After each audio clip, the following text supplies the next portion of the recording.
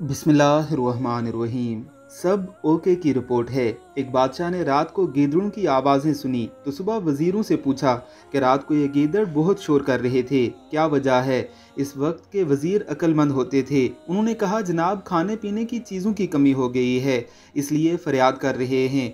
तो हाकिम वक्त ने ऑर्डर दिया कि उनका बंदोबस्त किया जाए। वजीर साहब ने कुछ माल घर भिजवा दिया, कुछ रिश्तेदारों और दोस्तों में तकसीम किया। अगली रात को फिर वही आवाज़ें आई तो सुबह बादशाह ने वजीर से फरमाया कि कल आपने सामान नहीं भिजवाया क्या। तो वजीर ने फौरी जवाब दिया कि जी बादशाह सलामत भिजवाया तो था। इस पर बादशाह ने कहा कि फिर शोर क्यों। तो वजीर ने कहा, जनाब सर्दी की वजह से शोर कर रहे हैं।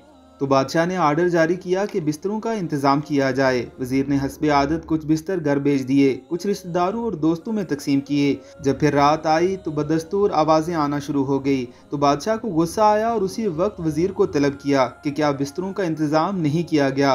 तो वजीर ने कहा कि जनाब वो सब कुछ हो गया है।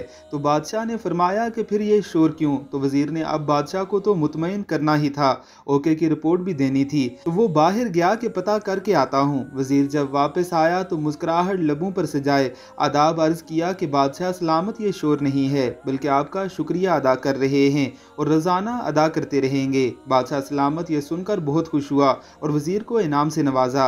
अब यही हाल हमारे मुल्क का है। मुलाजमीन और अवाम महंगाई से परेशान हैं, मगर यहाँ रिपोर्ट सब ओके की दी जा रही है और बादशाह सलामत खुश हैं।